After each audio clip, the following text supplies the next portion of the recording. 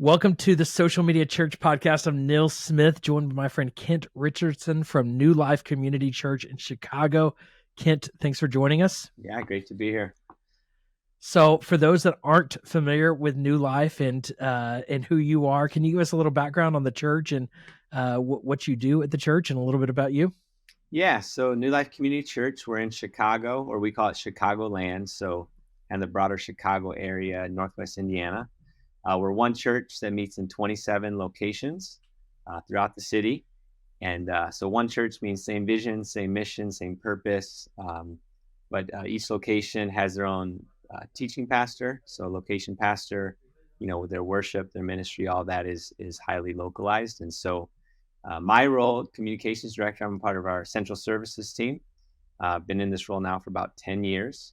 And so I'm resourcing, supporting our location pastors. I oversee our creative team, so graphics, video, media, digital, that whole world. I love it. I love it. What and I want to we're going to dig into the weeds of all of that and how do you manage social media for 27 different campuses. But before we get into that, important Chicago question: Cubs or White Sox? Yes, very important question. I'm on the north side, and I like the color blue, so I'm a Cubs fan. You're a Cubs fan. Our team is about 50-50, Cubs and Sox. Yes.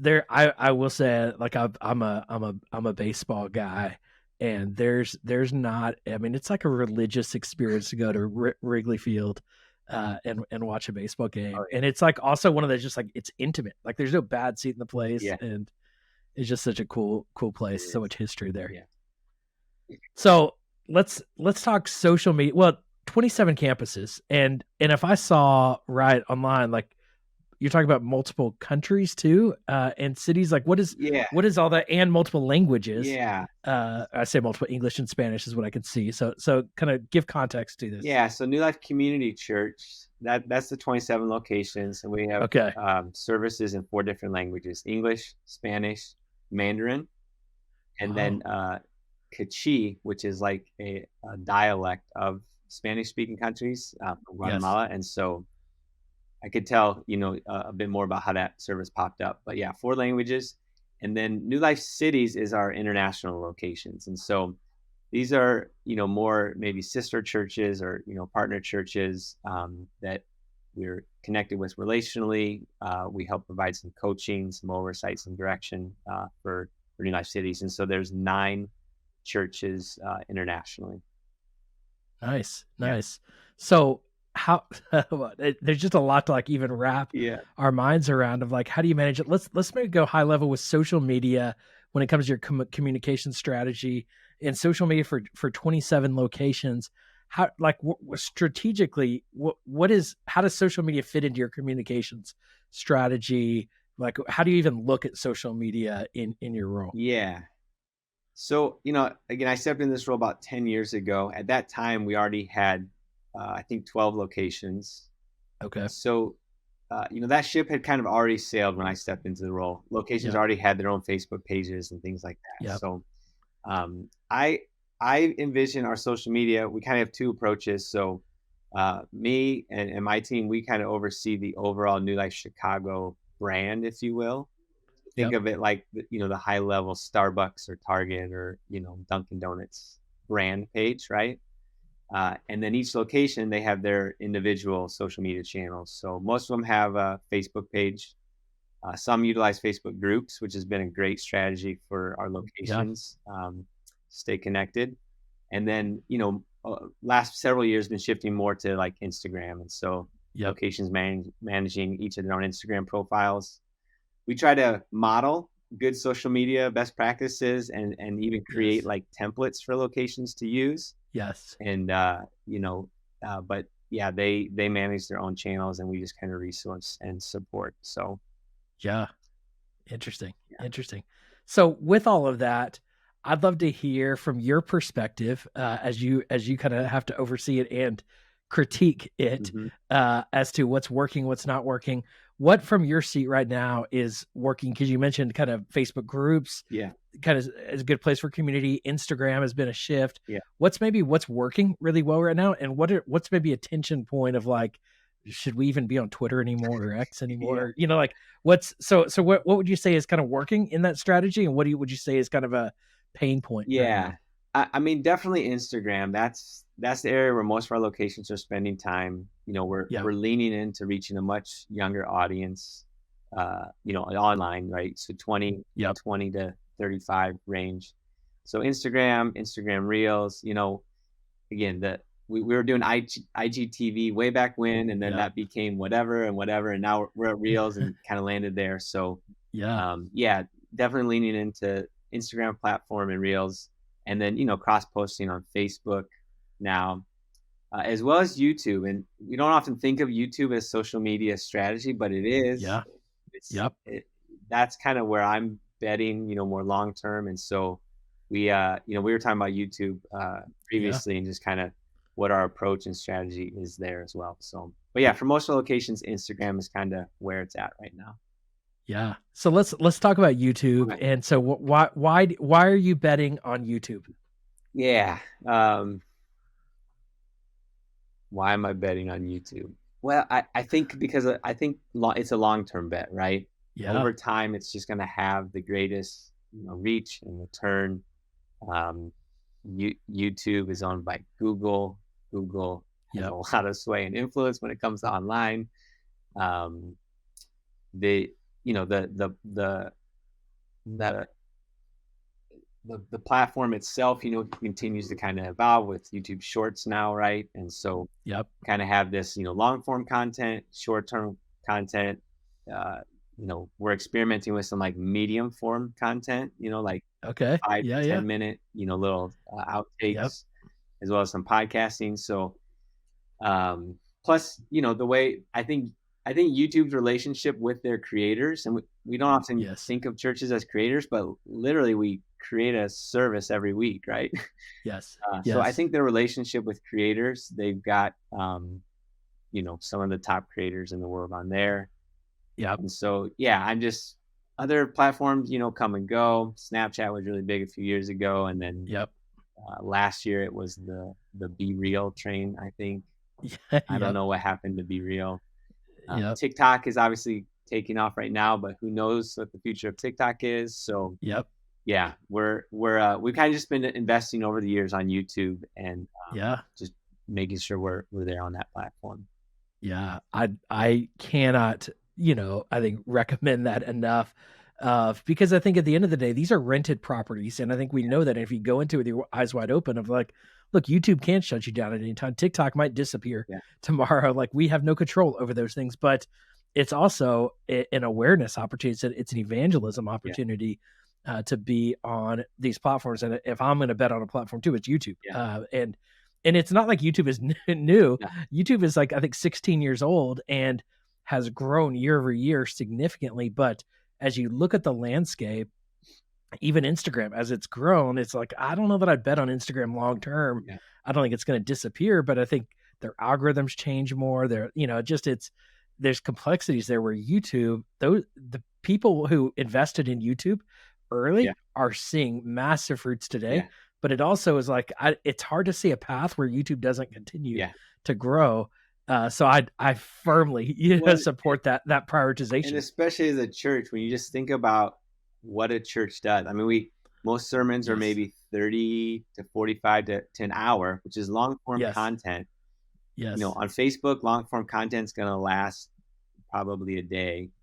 yep, Instagram doesn't really have a long form content nope, spot, and so it makes sense for churches that are yes, streaming services, and publishing sermons or podcasts, yep, to have those live on YouTube for the long term, because people will watch a video from 5 years ago, yes, or our team was talking about the Chosen series yesterday, right? Which yeah, I think came out in like 2019, but people are still discovering it because now it's on yes, Netflix, and now it's like, yep, getting. And so I think, it's in a similar way, YouTube, people are going to continue to discover messages. Our top message on YouTube is a Christmas message from 2016.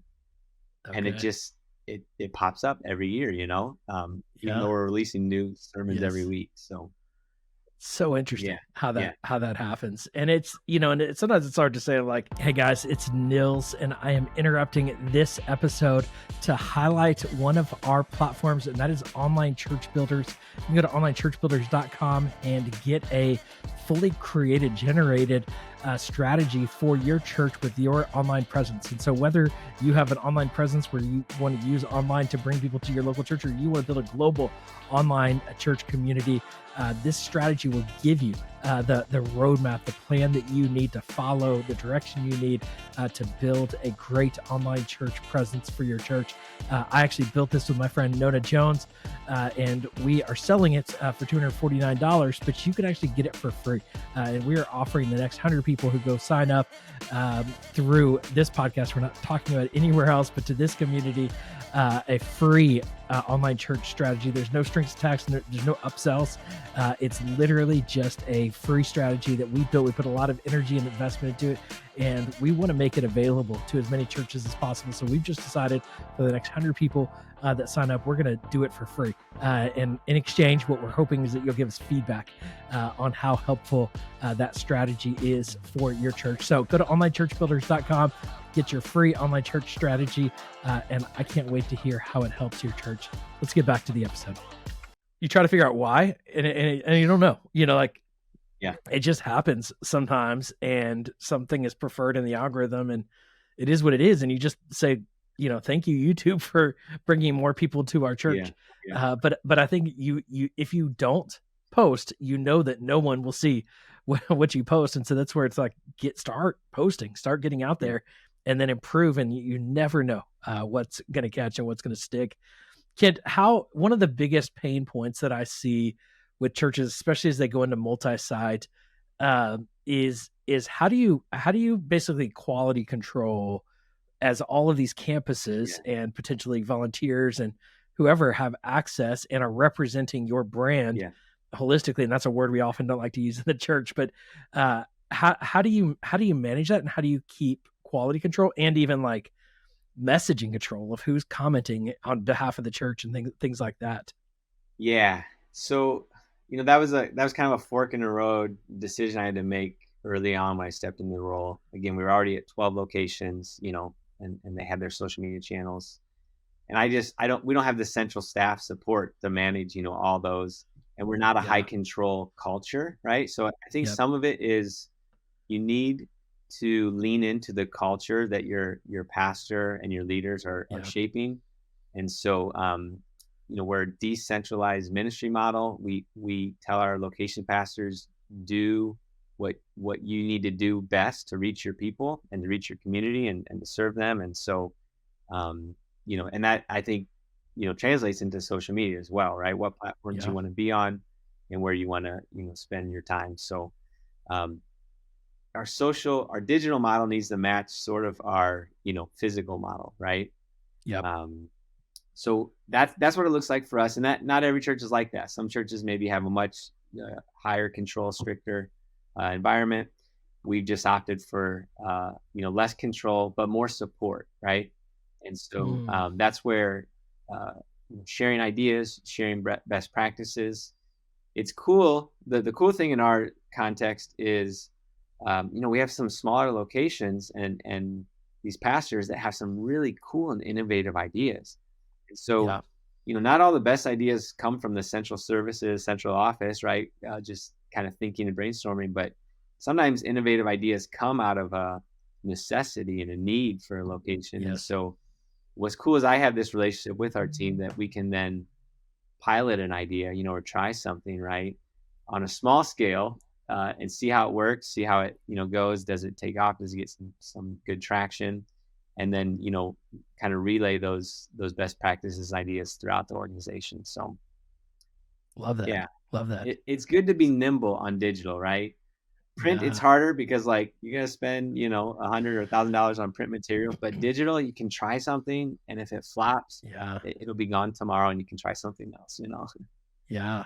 Do you have any scars from that? So I think so many pastors are like, I can't imagine just given the keys like that and like the decentralized approach. sounds good in theory until you get the rogue intern, that does something, or, or volunteer. And I'll tell you a story that comes to mind for me is I remember when I was at Community Bible Church, we had a volunteer that was managing one of our Facebook pages for our online Yeah. campus. And we were doing a money series, and he posted a post of, we're talking about like saving your money. And he literally posted, how much money do you have in savings? And everyone's like, it's none of your, dang business, a Community Bible Church. And it just was a bad look for our church. And that's, like we were just, and literally at that point, I mean, we had like 100,000 Facebook followers at the time. It was crazy. Wow. We had some viral engagement, and then it was just that's when I began to rein it in. Yeah. But there's a side of regret with that too, of like, no, it was really on me for not better coaching him. But that's also, it's going to happen no matter how well you coach too, with a decentralized model. So I'm curious, any scars with that, or any like, I mean, I've made my mistakes in the past. So the one for me is it was Halloween, and we don't really post on Halloween, as a church, just we don't, really celebrate that day or kind of downplay it. But, I take my kids trick or treating, right? So like I post all these stories, and like my son drew like this like scribble pumpkin picture. I posted them all on the church's page. On the church, and then somebody messaged me and had to go back and take it down. Thankfully, it was on stories, not super shared. We had a pastor just a few weeks ago who he's getting his pilot's license, right? So he has to get like out. So he's documenting the process, and I see on their page like, oh, hey, there's Pastor Eric getting into the airplane. And then there's Pastor Eric, with the headset on, and just all these stories, and he was posting it on his church's page, and I was like, you might want to take these down. So digital. I think what I've learned with digital is, there's a bit of like there's a community there, right? And each platform kind of has a little bit of self-policing, And so we kind of look for people that are active online already, and we'll bring them onto the social media team, give them the keys, so to speak, to the kingdom to manage. But each platform is a little bit, kind of self-policing.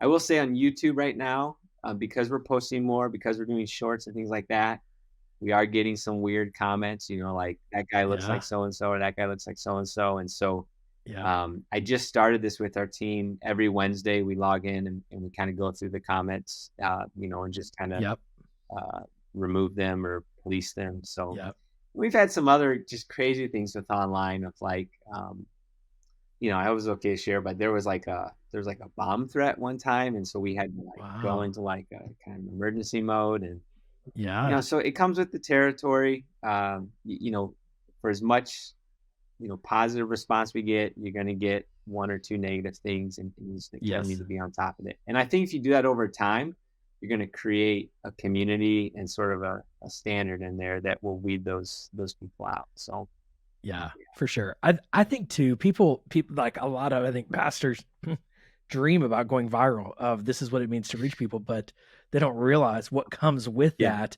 And the weirdos on YouTube are there. It's like next level with the comments you get. And I think too, a lot of it is because people just have anonymity with their YouTube profile in comparison to Facebook or Instagram or some of the other social networks. But it is wild. Some of the comments when we talk about going viral, but I keep telling our team this, like, we want to go viral for the right thing, right? 100%. And so we don't want to go viral and become the church that's known for, the Christmas tree catching on fire or the worship leader fail, and those are great. And I love those, but we want to make sure we go viral for the right thing. And so we're just being consistent, posting, regularly, and kind of have a template, I guess you could say. But and so that helps our team, kind of know what posts to do, what days, and then we share that template with our locations to kind of model, follow after. I love it. You don't. I mean, I think you have plenty of pastors that have experienced the preachers and sneakers call Oh, out yeah. on that side, or whatever it might be that is out there. You want to go viral for the right Totally. things, and I think too that the healthy social media growth is like any other growth of like you want it to be steady growth. I mean, imagine even physically in your church, if all of a sudden you 10x'd your attendance, you couldn't handle it. You wouldn't be ready Yeah. for it, and it might be awesome to have people that can't get into your parking lot, but logistically you can't really support that kind of growth, and so you want to grow on social media like you want to grow in your building steadily and healthily in a manageable way. Now you it's awesome when that can be expedited in some ways, but being wise in that, and healthy in that is really important, and I think it's perception, can, you just you think you want what you what you want, but then when you get there it's like, it's not Yeah. really what we wanted. So let's talk about, like, even as you think about all the 27 campus pastors, all of the people involved in this. I'm curious, do you guys have some kind of like staff policy? Because one of the Yeah. realities of social media is that people connect to Yeah. people when they connect to organizations. And this is a tension of in a lot of churches of like, how do we direct our staff? What accountability do we have of like, do you post drinking photos? Do you Sure. post whatever it might be? Yeah. How do you guys navigate that? Yeah, that's actually we just reviewed that and updated that this year. As we're reaching a younger audience and even having younger staff, join our team. I oversee a team. Yeah. I've got 5 people on our team, and 3 of them are in their early 20s. Yeah. So like previously, like we were all just trying to figure out what Instagram was and what these channels were. But these 20-year-olds, they grew up on these channels, right? And so Yeah. they maybe, post some things or shared some things as a high schooler, as a teenager that, they Yeah. maybe, and they're still kind of figuring that out. So we actually just updated our social media policy for staff, and just kind of what the guidelines and expectations are there. It's very similar to what our leadership commitment, would be, Yeah. what we expect for leaders. But we included a section there on, social media policy and Yeah. usage. So, That's uh, good. And do you do that with volunteers too at all? Or how do you navigate that? Or like, and I say volunteers, like just leaders. I mean, so I don't do that, for every Okay. location, but again, Yeah. they're pastors, they're leaders, their team there. I think Yeah. kind of sets the tone in the policy. Yeah. We're not a heavy policy, driven church, Yeah. but as we've grown and as we've added more people, we've seen the value of having some of those in place. Yeah. And just I think that the two best policies are wisdom, right? Is this Yep. wise to do? And common Yep. sense, you know. Yep. And if we can help Yes. people just kind of put those, hats on. I saw something at the school yesterday. It was that think before you post, and this was for high schoolers. And there's an Yeah. acronym think. I need to Yes. look up what it was, but it was like, stop and think before you post that photo Yeah. or send that thing. And um, yeah, it's an area you need to It's talk about. And when something does yes. come up, you can reach out to that person, talk to them. And Yes. I've done that a few times, and people have understood it. They get it right Yeah. away. So Yeah. And I've got teenagers, and I've got a teenager in my house, but both my kids have social media access in some, yeah, extent. And so we're navigating that with our teenager. But honestly, as I think back, my one of my biggest scars in that was I remember our pastor, I was in a mega church in San Antonio, and he watched the debate, one of the presidential yeah, debates yeah, online. This was probably 10 years ago. And he expressed his opinion of that debate on his Facebook page, which had, I don't know, 20, 30,000 followers on it. But everyone in San Antonio, or a lot of people paid attention yeah, to it. And he expressed a liking for a certain candidate. Well, next day, we've got 2 news trucks in our parking oh lot man, wanting to talk to him about that. And it was just like, okay, we gotta think before we yeah, post, because literally, and it was all this like, should we tax the churches because they can't get political? They're supposed to, yeah, anyways, separation yeah, church and state. It's so complicated. And I think there's a side of like, man, we just want to be people and natural and express our opinions. And then we also like, man, who knew that a Facebook yeah, post of an opinion of a debate is going to literally have news trucks first thing the next yeah, morning there. And then they literally, and he wasn't there, wasn't in the office.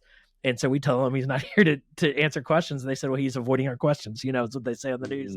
I'm like, goodness, it's complicated. And that was 10 years ago. It's only getting more complicated. And I think we have to be thoughtful as to how we navigate these things. But I think, Kent, one of the things that I appreciate about this conversation is we've got to be thoughtful. But what often happens and what a lot of leaders do is they just like, I don't know how to handle all of this, so we're going to do none of it.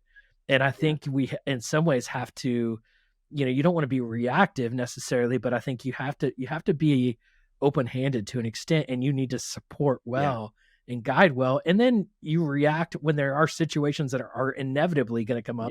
And the truth is, no matter how many policies you have, you're gonna have issues. And I think, this is it's just a tension to manage. That's really complicated. Well, we're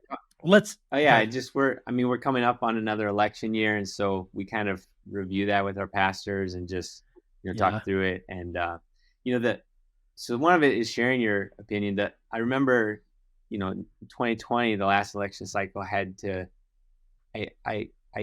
kind of educated our pastors a little bit on being very careful about resharing and reposting links, making sure you're checking the sources and things like that, because that the misinformation and false information and things like that can spread really quick too. I think even liking certain posts. You like this and it's paid for this. And so I remember doing some education with that. Obviously 2020 was a wild year, and we all grew up and learned a lot in that year. Yes, I think our team, is going to be a little more wise, going into this next year. So. Yeah. And I think sometimes you got to have scars. And this is one of the things I love about you being in your role for 10 years is like, man, 10 years there's very few people that are in a role like this for an extended amount of time, but you learn from, in many ways, your mistakes, and from others' mistakes. And as you've been in the trenches and you experience and learn. And that's one of the things this is why this podcast exists, is we want to share learnings, both good and bad, as to how we navigate things. But Kent, let's have some positive conversation. It's 2023. We're talking social media. We can't talk social media in 2023 without a little AI conversation. What AI tools are on your radar? What are you thinking about? What are you dreaming about? Where's AI beginning to intersect with your ministry and social media? Yeah, love it. So a year ago, our team, we experimented with some AI tools for our Christmas planning. And this is 1 year ago, and it was just garbage. I mean, we got the weirdest things, and I was like, this is not, usable. This is not going to take off. And it's amazing to see where we're at just a year later, and how it's kind of come into the public conversation, and how fast the tools have developed. So we're talking about that with our team. Again, we say AI is a tool, right? So the hammer doesn't replace the person using the hammer. The hammer's not going to build the house, itself. But how can we use AI as tools to augment our workflow, to help our workflow? We use it a lot as like a thought partner. Also, that makes sense. So brainstorming, giving us some ideas to work with. It's really interesting. I feel like you can still tell when something is AI, written, and when it's, more from the heart, I guess. We've talked about it with our pastors as well. Like, what's the line and what's the ethical question of this, of like AI sermon, and, but, our pastors have, for years, they'll borrow, a sermon idea or illustration from Rick Warren, right. Or, another pastor. Right. And so where does AI, kind of fit in that? So, we're definitely talking about it. We're using some of the tools. It's interesting too, just how every platform is building AI into the experience, from Adobe products, right? Photoshop and Illustrator and Premiere, Canva, has AI built in. We have an online store, and Shopify has like an AI tool, which I love. So like, I use that AI tool all the time, because I don't know how to write, a description for a hoodie.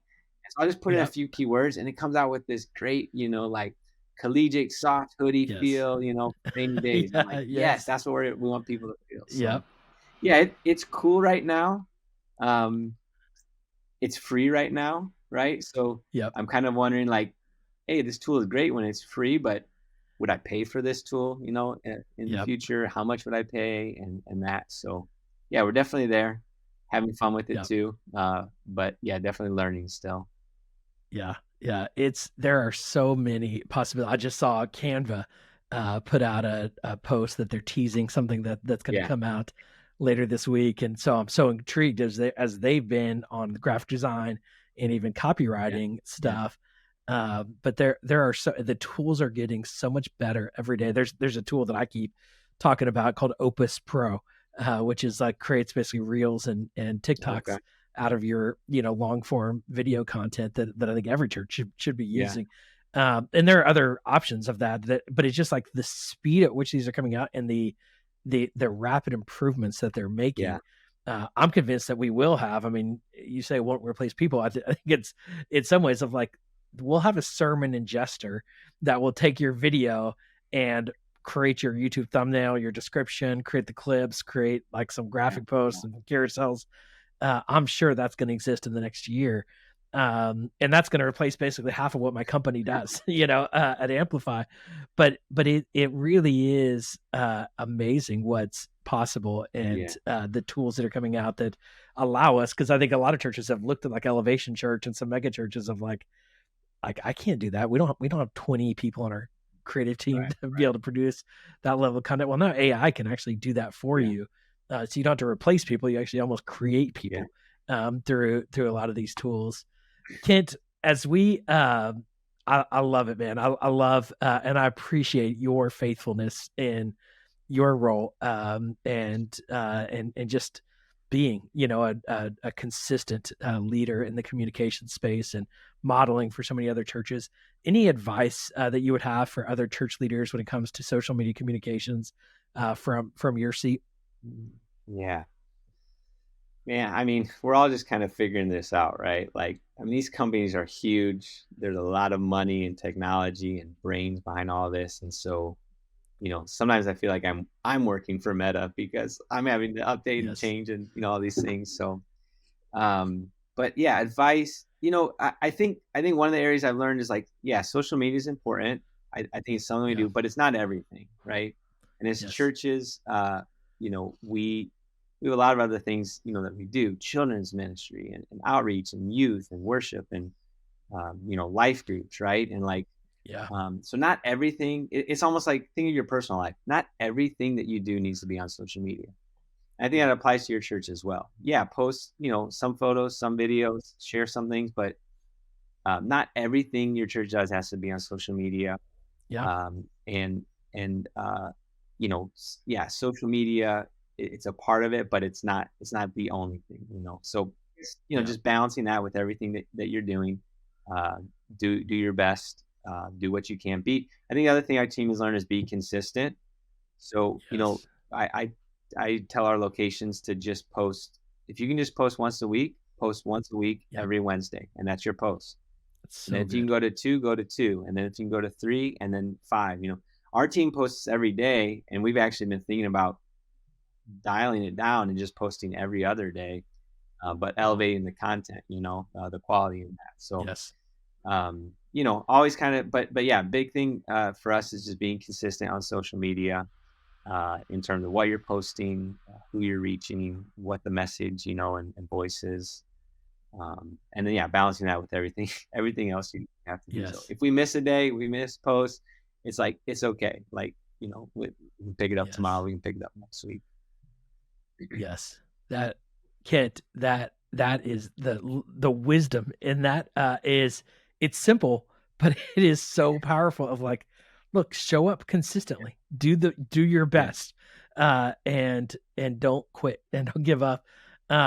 Is any, whether you're a volunteer managing your church social media or communications or you're a, leader in a mega church like that is I think the message to hear is keep showing up, keep getting better, and when you mess up, just get up, yeah, clean up, and keep going. Because it's not if you mess up, it's when you mess up and how you navigate that. And if you're not messing up, you're probably not being as proactive as you yeah, need to be in your role to keep up with how things are moving and shifting in this landscape. Yeah. So, Kent, thank you so much for taking the time. Thank you for your leadership. Thank you for modeling for other churches. How, if somebody wants to get a hold of you or find you or connect with you online, how can they connect with you? What's the best place to engage you? Yeah, I mean, so it's funny when you do social media as part of your job, you're less like, "Oh, I Yep. don't want to go out and post." Yes. Yep. Yeah, I'm on Instagram primarily at KP Richardson. Mainly Yep. just photos of my family and coffee. Those are the two areas Love it. that I specialize in. Two So important things. those are my side hustles, I say. That's awesome. That's awesome. Well, we'll post a link to Kent's Instagram and to New Life Community Church on the show notes at socialmedia.church. Go check those out. And if you would leave a rating or review on Apple Podcasts, Spotify, or wherever it is that you're listening, we so appreciate it. And we so appreciate you, Kent, and for taking the time. We'll talk to you again on the next episode.